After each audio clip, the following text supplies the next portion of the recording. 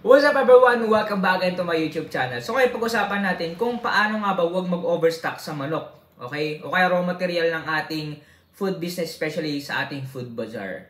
Alright, bago tayo mag-start sa ating vlog na to, kung bago lang sa aking YouTube channel, please subscribe and click notification bell para update po kayo sa ating mga bagong vlog na upload in the future. At the same time, pag na-reach po natin yung 100k subscriber, ay magpapag-giveaway po tayo after this year, 2025.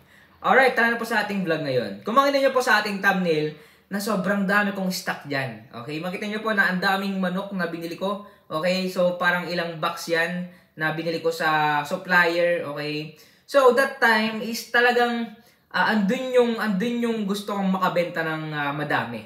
Okay, pero ito, sa reality ng pagninegosyo, okay, huwag kayong mag-overstock. Okay, sobrang dangerous yung pag-overstock. Kasi yung pera natin ay naka-stock lang dyan. Hindi natin mapapaikot yan. Walang cash flow. Okay, ang pagkakamali ko dyan dati, okay, akala namin is yung parang madaming customer, okay, madaming bibili ng biryani. So kami, talagang bumili kami ng madaming stock that time. Okay? Ang problema, okay, wala masyadong tao. Fake news. Okay? Fake news. So, kunti lang yung tao, tapos yung akala namin na maaga sila darating, yung mga customer, okay, wala. Okay, sa food bazaar yan ha. Kasi, ako ay nag-research muna bago tayo bumili ng mga stock, o in-ready yung mga raw material. Ang dami nating nasayang that time. Okay? Ang daming nasirang manok, nag-overstock talaga kami, kaya dyan naiyak talaga ako. Nalugi na ako. Sobrang tuloy-tuloy yung paggalugi ko. Kaya kayo, huwag kayong mag-overstock. Kung ano muna yung maibenta nyo, yun muna. Tapos i-back up nyo. Kung meron kayong ref, pwede. Ang problema dyan kasi, kapag nag-overstock kayo, saan nyo ilalagay?